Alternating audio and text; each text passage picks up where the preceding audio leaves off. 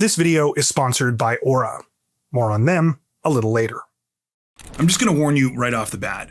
Today's video is almost certainly going to frustrate you.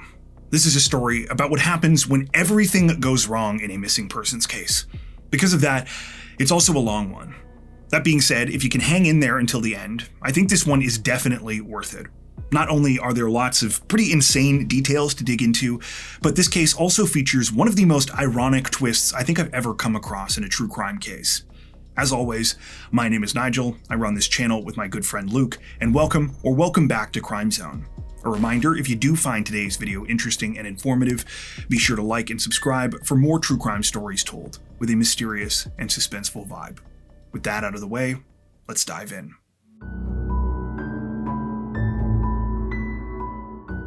On the morning of March 26, 2010, a 28-year-old man named Aaron Bro woke up in a fantastic mood. He had spent the previous night with the love of his life, 21-year-old Julie Ann Gonzalez. The two of them had stayed up late, hanging out and watching movies together at his apartment in Austin, Texas. Now, they were lying in bed next to each other. While this might sound like just a quiet night at home, to Aaron it meant absolutely everything. In fact, part of him still couldn't believe that all of this was happening. Aaron and Julie had only been together for a few months, but they had actually known each other for a long time. They first met quite a few years earlier when they were both working at a general store in Dripping Springs, a small community just west of Austin. Julie's grandparents owned the business, which was called Bert and Ernie's. She had essentially grown up at the general store, and they had gotten to know each other when Aaron applied for a job there as well.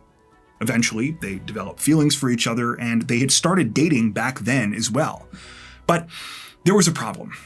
Aaron was 23, but Julie was only 16. When Julie's mother, Sandra, found out what was going on, she forced them to end things. Sandra didn't think Aaron was a bad guy or anything, but she was just very uncomfortable with the idea of her teenage daughter dating someone so much older. Aaron and Julie were both heartbroken, but they didn't really have any other choice but to move on. And for several years, that's exactly what they did. They lost touch until the end of 2009, when they ran into each other by complete chance one day at a supermarket in Austin. After recognizing each other, the two of them had hugged and launched into this long conversation. It was like something out of a movie. They completely lost track of time as they stood there catching up in one of the grocery aisles. Aaron had always been a hard worker, and he told Julie about becoming an electrician and about the goals he had for his career. As it turned out, a lot more had changed in Julie's life. She was now the mother of a 2-year-old little girl named Layla. Julie talked all about how amazing Layla was and how much she was enjoying being a parent. She said that it hadn't come without its challenges, though. After getting pregnant, she had dropped out of college to provide for herself and her daughter. And while she ended up going back and now had a decent job as a pharmacy technician at Walgreens, things hadn't gone so smoothly when it came to her love life. She explained that things didn't work out between her and Layla's dad, and they were now in the middle of a divorce. Anyway, Aaron and Julie had completely lost themselves in this conversation, but by the end, one thing was immediately clear. They definitely still had feelings for one another. They exchanged phone numbers, and pretty soon after, they started seeing each other again. Going back to the morning of March 26th, it had now been about 4 months since Julie and Aaron reconnected, and everything seemed like it was going really well. Aaron was now 28, and Julie was 21, so the age gap between them looked a lot different. It felt like the timing was finally on their side, and like this was the second chance they had been waiting for. Before heading to work that day, Aaron kissed Julie goodbye and told her that he loved her. She had Fridays off and had been trying to convince him to play hooky, but he said he really needed to go. When he walked out the door that day, he couldn't have been feeling better. But unfortunately, that was about to change. What Aaron didn't know is that his dream relationship was about to turn into an awful nightmare. And it would start when he received one of the most confusing messages of his entire life. When I was a kid, the term online safety was pretty straightforward. As long as you didn't literally make a website with your most sensitive personal information on it, or agree to meet a stranger from MSN at the mall, for the most part, nothing bad ever happened to you. I probably don't have to tell you, though, that these days, the internet is a lot more of a complicated place. And sadly, that's specifically the case when it comes to digital privacy. Now, you don't have to do something actively stupid or reckless for someone to take advantage of you. In fact, there are entire industries and massive companies based around this. They're called data brokers, and they get rich by collecting and selling our private data. The worst part is, these companies aren't exactly picky about who they work with.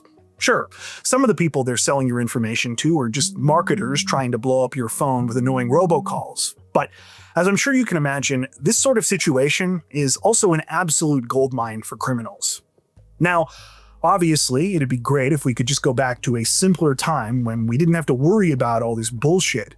But I don't think that's going to happen. So instead, the next best thing we can do is be proactive. That's where the sponsor of today's video, Aura, comes in. Aura is like your personal online security team. They automatically identify and reach out to these data brokers on your behalf, forcing them to remove your information from their records and making sure your personal information stays private. That's just the tip of the iceberg, though. With Aura, you'll also get additional services like real-time fraud alerts for credit and banking, a secure VPN, antivirus, password manager, and a bunch more. If you're interested, Aura is currently offering 14 days free to Crime Zone viewers, so you can try it out for yourself. To get started and see Aura in action, head over to aura.com/crimezone or simply click the link in the description below. That's aura.com/crimezone to start taking back control of your digital privacy today.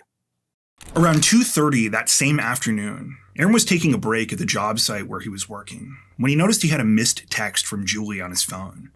Assuming it was about making plans for later or something, he quickly opened it up. What he saw, though, completely caught him off guard. Julie's message was just 6 words long. It read simply, quote, "Aaron, I can't do this anymore." Aaron read the text over and over again in complete shock. He had just been with Julie a few hours earlier, and everything was totally fine. Now, out of nowhere, she was ending their relationship. Understandably concerned, Aaron started calling Julie, but his calls were declined and were sent to voicemail over and over again. He couldn't believe what was happening. He ran through any possible scenario he could think of in his head. Was this some kind of joke? Was Julie mad at him for not skipping out on work that day? But nothing made sense. For the rest of the afternoon and evening, Aaron kept calling and texting Julie, trying to figure out what was going on. He begged her to give him some kind of explanation, and he asked her, where is this coming from? I thought we were happy. Now, Julie did eventually text Aaron back the following morning, but these messages were just as abrupt and heartbreaking as that first one. She confirmed that yes, she wanted to break up. She apologized and said that she originally planned to tell Aaron to his face, but that it was just too hard. The closest thing she gave to a reason why was a message that read, quote, "Aaron, I didn't mean to hurt you. I want to be truthful with you. You're a good guy, just not for me." As Aaron was pacing around his apartment trying to process all of this, suddenly he got a phone call. Of course, he initially thought it was Julie, so he raced to pick it up. When he answered, though, it wasn't her on the other end. Instead, it was Julie's mother, Sandra, and her aunt, Dora. Before he could stop himself, Aaron asked, "What's going on with Julie?" But here's where things started to get really scary. You see, Sandra and Dora were calling Aaron because they had the exact same question. The women explained that no one had spoken to Julie directly since the day before. Like Aaron, they had been calling her repeatedly, but she wasn't picking up. And also, just like Aaron, they and several other family members had been receiving weird texts from Julie. Out of nowhere, she said that she needed a break and was going on an impromptu vacation. When Sandra and Dora were filled in on Aaron's side of the story and learned that Julie had broken up with him, they were even more worried.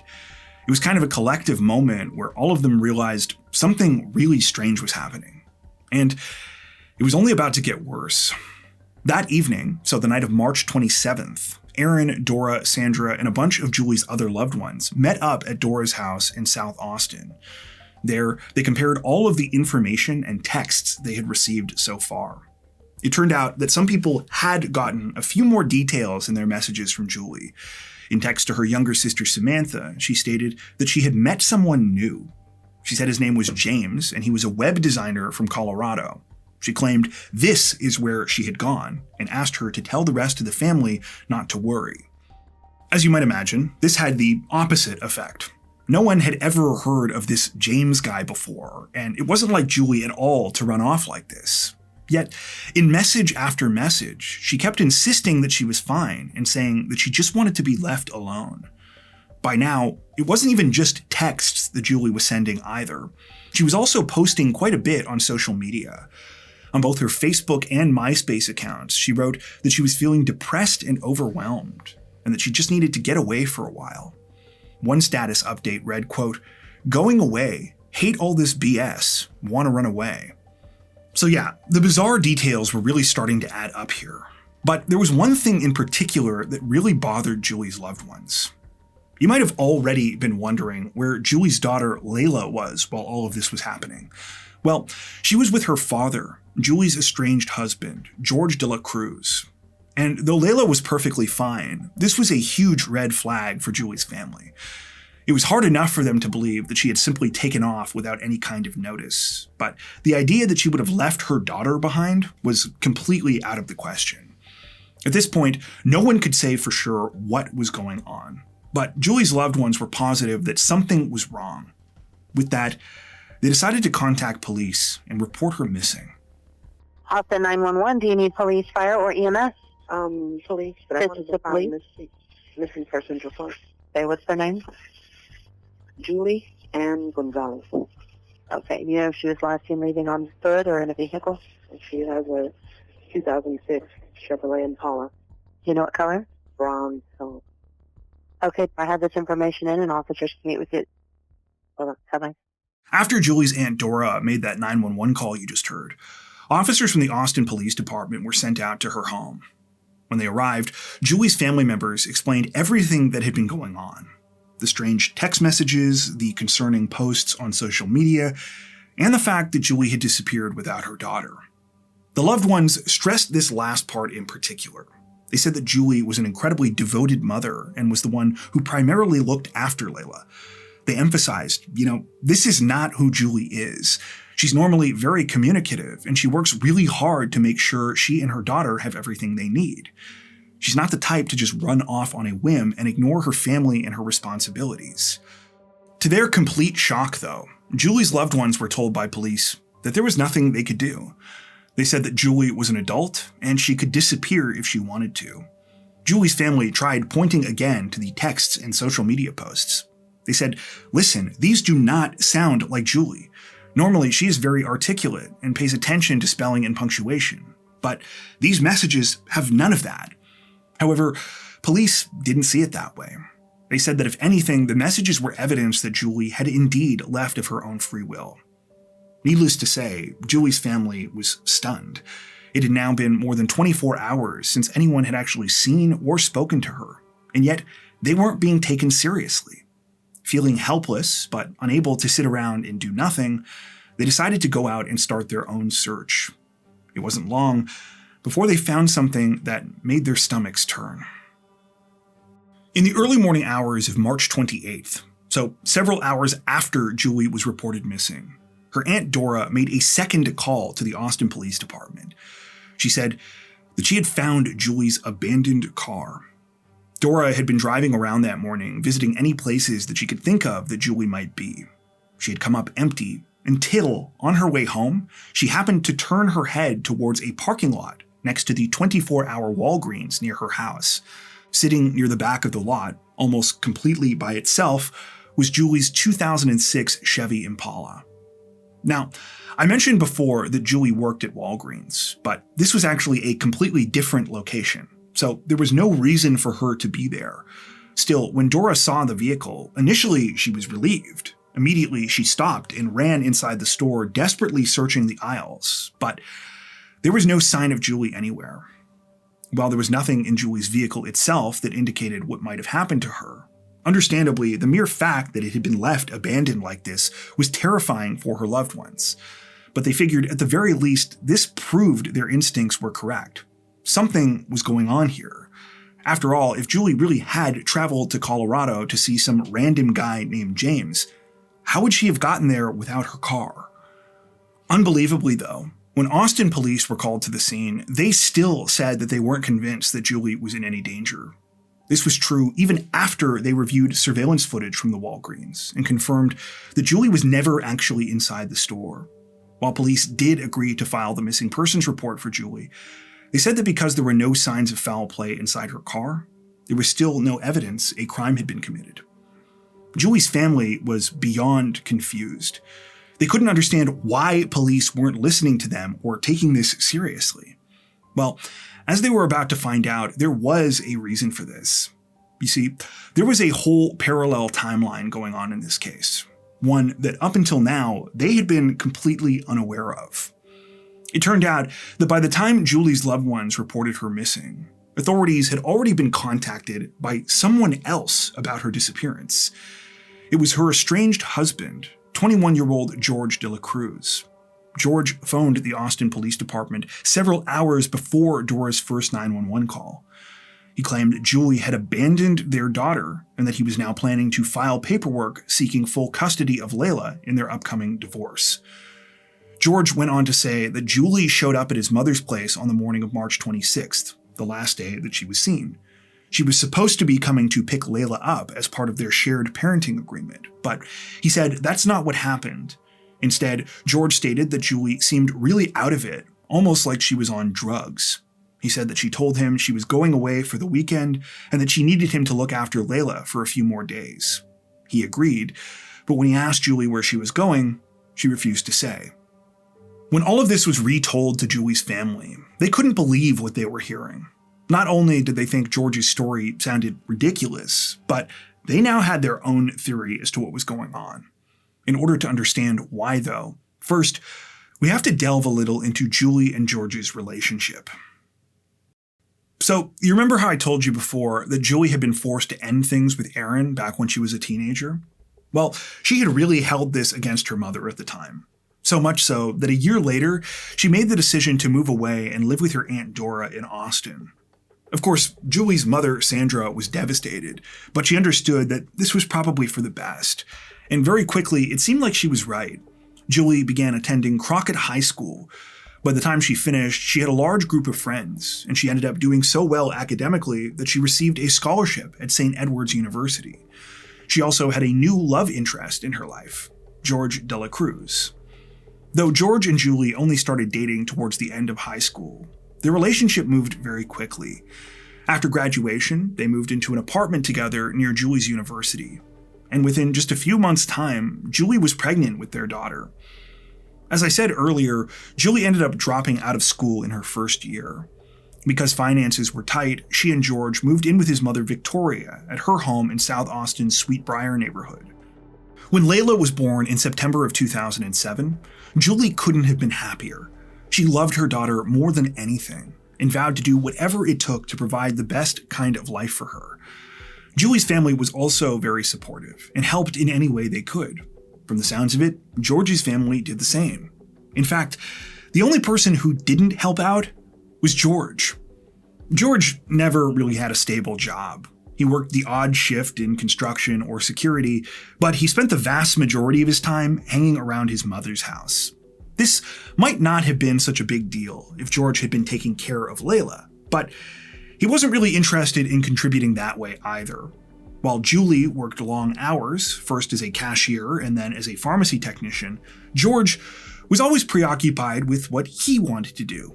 It wasn't uncommon for Julie to return home at night to find the house a mess, with Layla unfed and wearing a dirty diaper, while George was just sitting there on the couch. Julie had put up with this for more than 2 years, and in the spring of 2009, she even went ahead and married George. You might be asking yourself, why? And, well, it seems like there were two main reasons. First, it was very important to Julie that Layla have a relationship with both of her parents. Julie's mom, Sandra, had raised her as a young single mom, and she had always wished her dad was in her life. The second reason was simply that Julie just hoped George would change, that he would grow up and take responsibility for himself and his family. However, the more time that went on, the more it became clear to Julie this wasn't going to happen. So, just 6 months into her marriage with George, she filed for divorce. She took Layla and the pair of them moved in with Julie's grandparents. To say that George took the breakup poorly would be a massive understatement. despite the fact that he had put no effort into the relationship when he was with Julie. The second she ended things, suddenly he had a newfound energy. George didn't actually try to make anything up to Julie, though. Instead, over the next several months, he pulled some of the most manipulative and creepy shit you can imagine. In between stalking Julie, showing up at her work, and calling her non-stop, he engaged in a variety of sympathy and attention-seeking behaviors. On one occasion, he faked amnesia and acted like he didn't recognize her and Layla.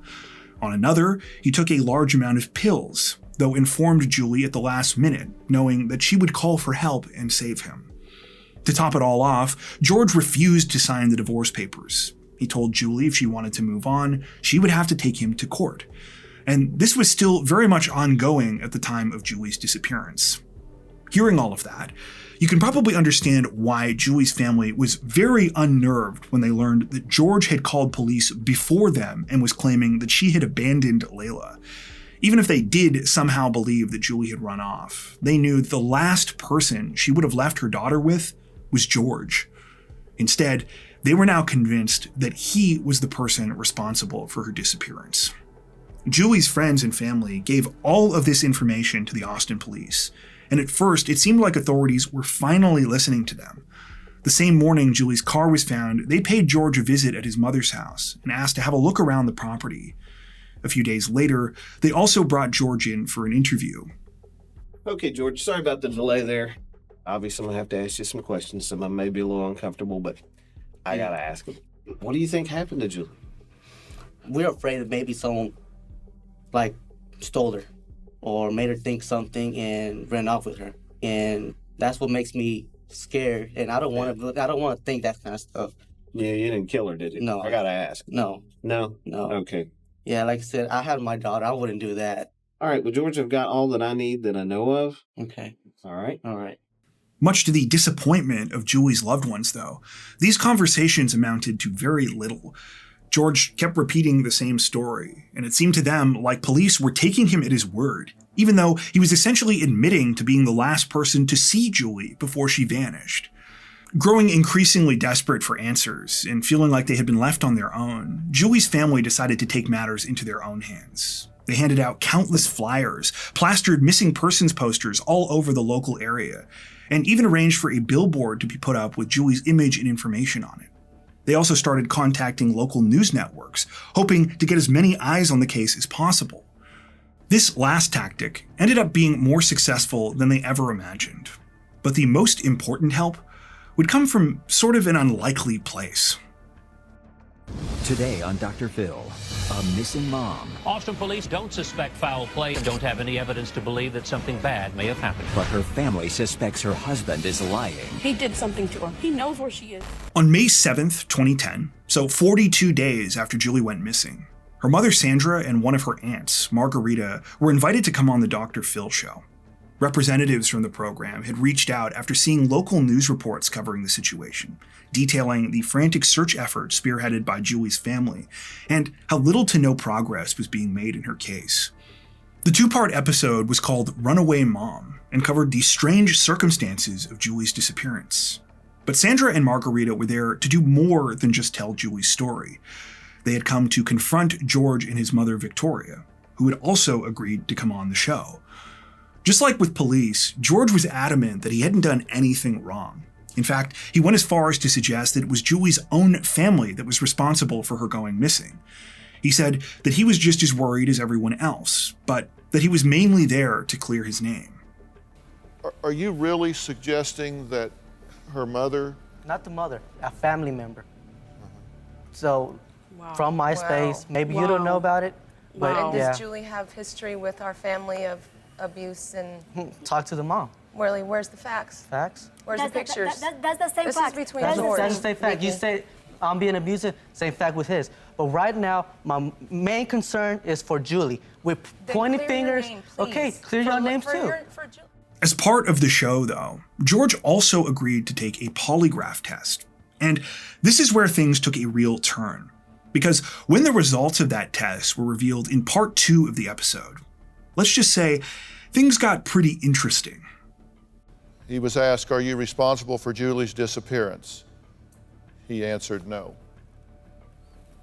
He was asked, did you cause Julie's disappearance during the month of March?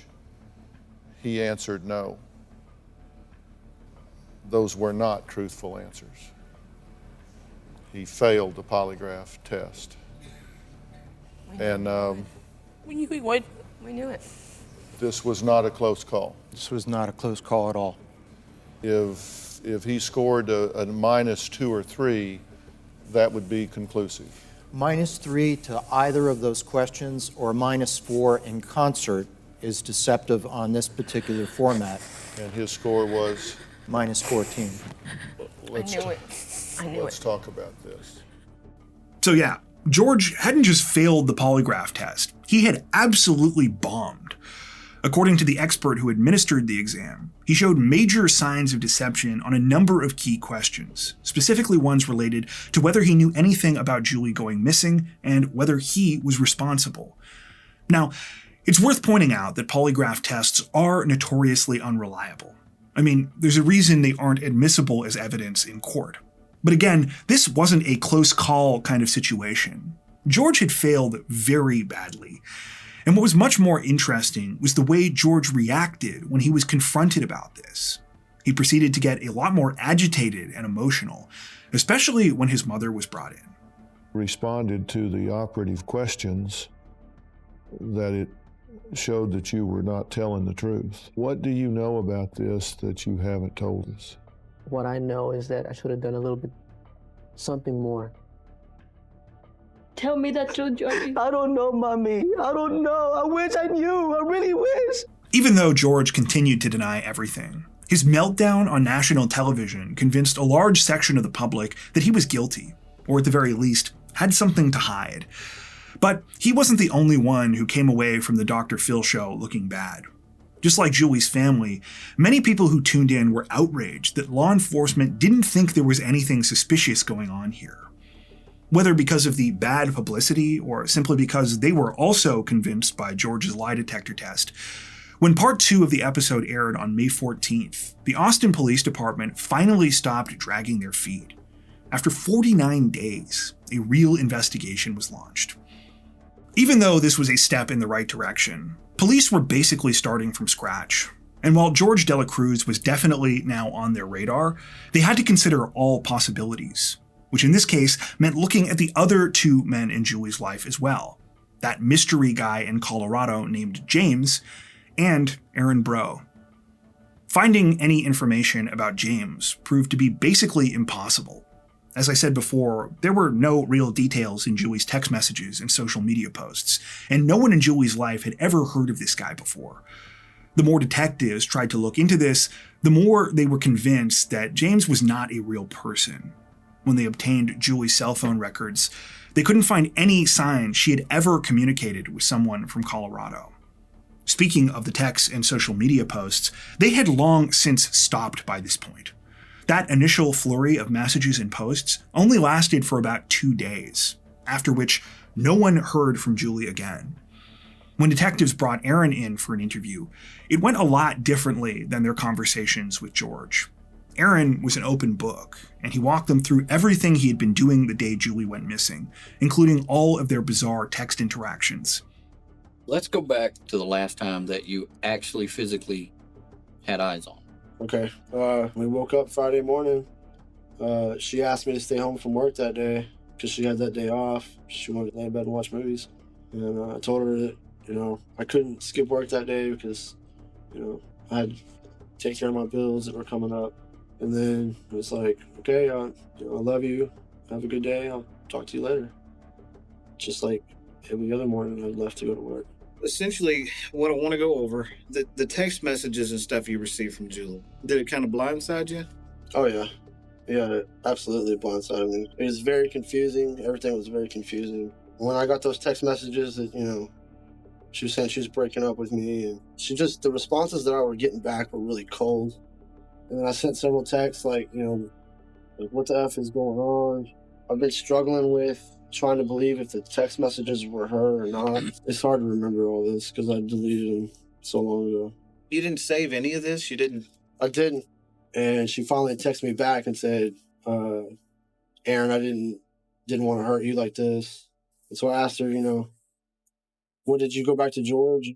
That wasn't all that Aaron was able to give detectives, though. He also provided them with a series of love letters that Julie had written him, ones that showed she was incredibly serious about their relationship. Julie wrote about getting married to Aaron, about how much she loved him, and about the two of them spending the rest of their lives together. One of these letters was by far the most important, though. You see, it had been written by Julie on the day of her disappearance. After Aaron went off to work that morning, she had written it and left it for him at his apartment. This is the one she left on the 26th. Aaron had found Julie's final note when he got back from work that day. And by then, he had already started receiving those messages saying that Julie wanted to break up with him. He said this is why, from the beginning, he had his doubts about whether Julie really was the one sending the texts. Now, based on the sources we came across, it appears Aaron told both Julie's family and the Austin police about this letter well before this interview. It's not clear why authorities didn't think it was important sooner. But again, that's sort of the theme of the video at this point, isn't it? In any case, after this conversation, Aaron was ruled out as a person of interest. With no other real suspects, Austin police finally returned to George de la Cruz. But before they could even do anything, someone reached out to them first. Sorry to bother you, please, but could you please come to my house? I just want to talk to you, please. Can you tell me what it is that you need to show me? In the back of my yard, I have a storage. It's going to be simple. I find a very, very big hole. Is there anything in the hole? I was trying to dig in it, but I don't want to continue. Why don't you want to continue? Because I'm just scared. Okay, we're gonna have somebody right out there, okay? Please. The 911 call you just heard was made by George's mother, Victoria. It was placed just a few days after her and George's appearance on the Dr. Phil show. It turned out that following the airing of that second episode, George had checked himself into a mental health facility.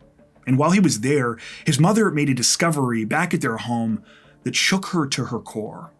In a small storage shed in the backyard, she noticed that part of the plywood flooring had been cut away and removed.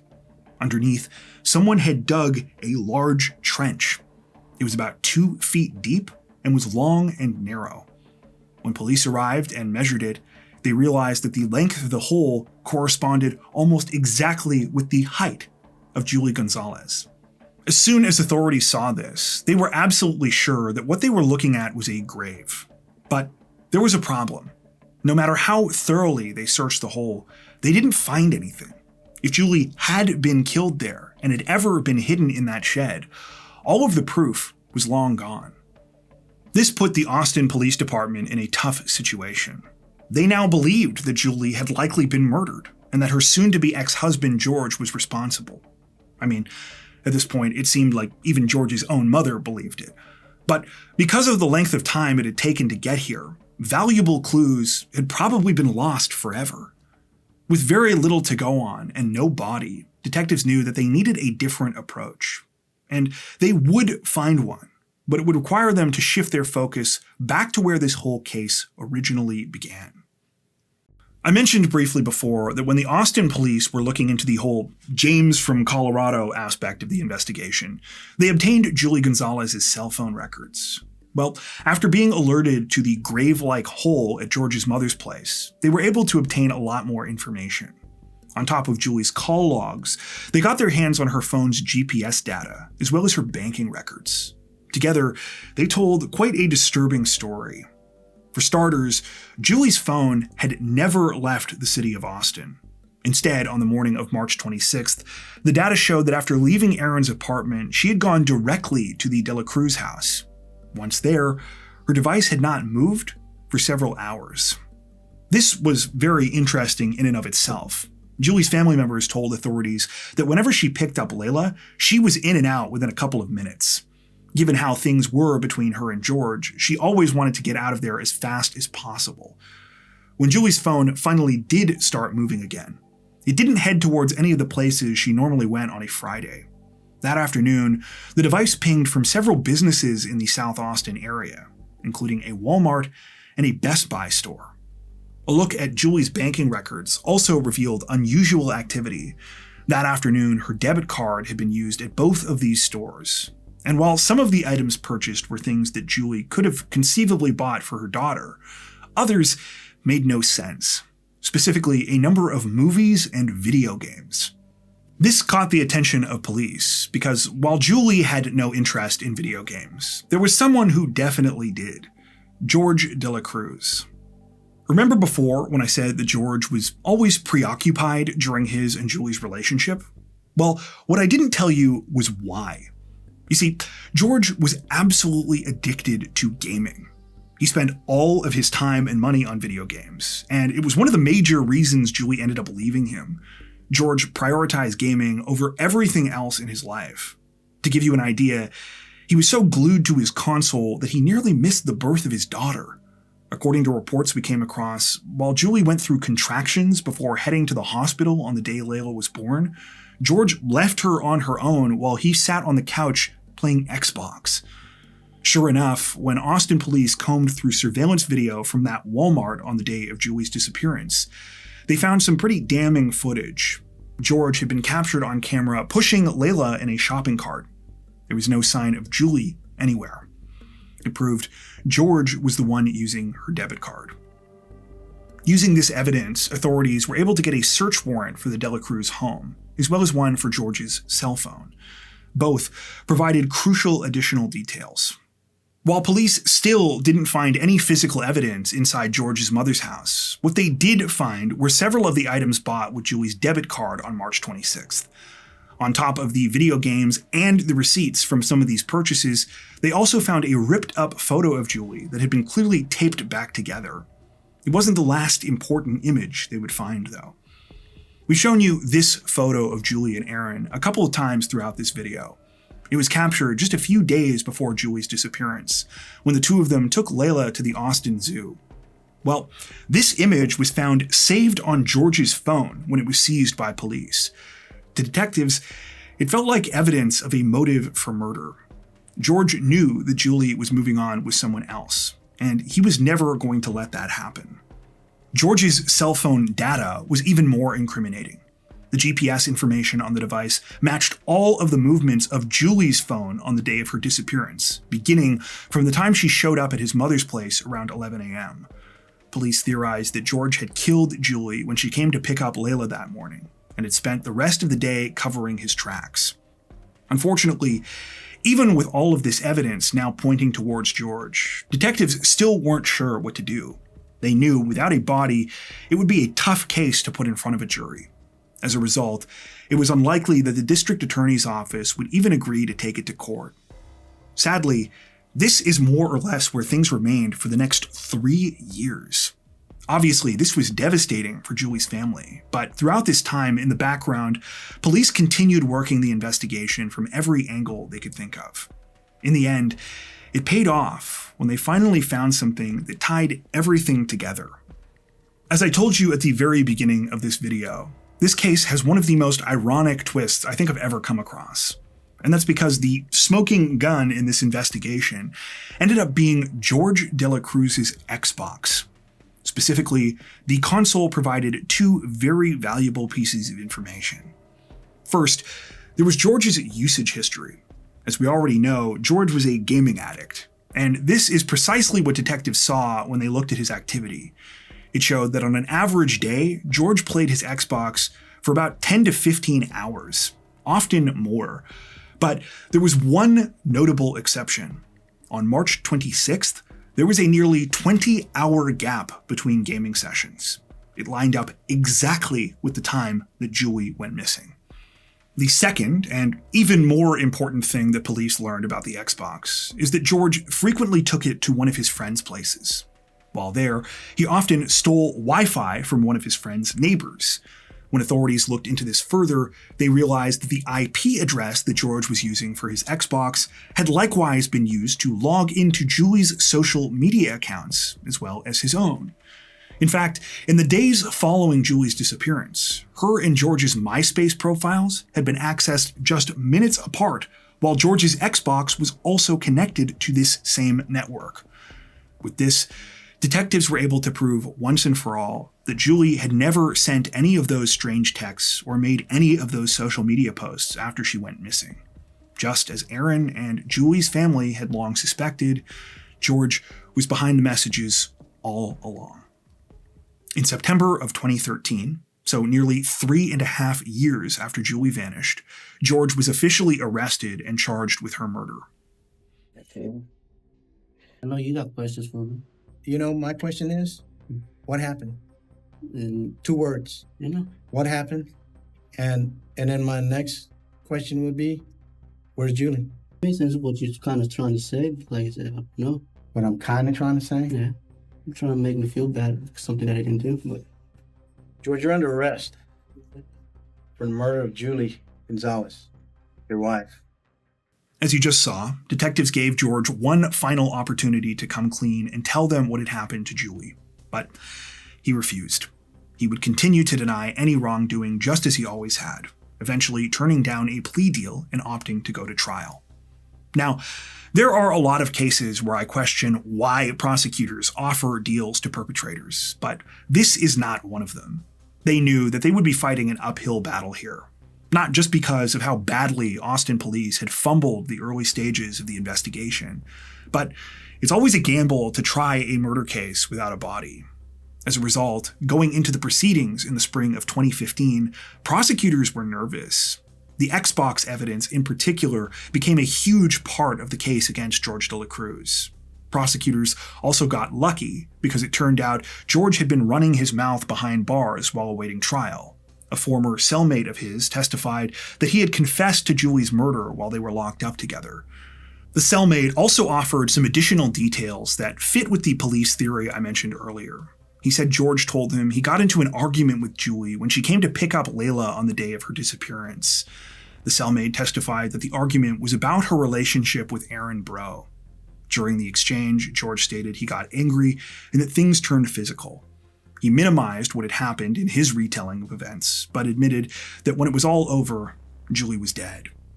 He also admitted that he dug the trench that his mom later found in the backyard before Julie arrived that day. In other words, this wasn't an accident. As soon as she showed up, Julie was never going to leave alive that day. When the trial was over, George de la Cruz was found guilty of murder. He was sentenced to life in prison without parole for 30 years. At the time of this recording, he remains incarcerated. According to the latest available information, his earliest release date is September 13th, 2043.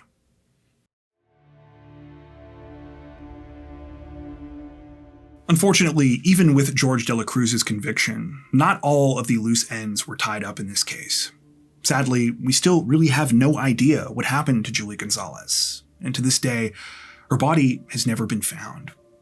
As you might imagine, this has been incredibly difficult for Julie's loved ones. In heartbreaking interviews we came across throughout our research, many of them talked about how they still aren't at peace, saying that they'll never truly have closure until they find her. Obviously, I've been pretty hard on the Austin police throughout this video, but I want to make it clear that in my opinion, it's George who deserves almost all of our anger. Ultimately, he's the one who has refused to accept responsibility for his actions, and he's the one who continues to deny much-needed answers to Julie's family, including his own daughter.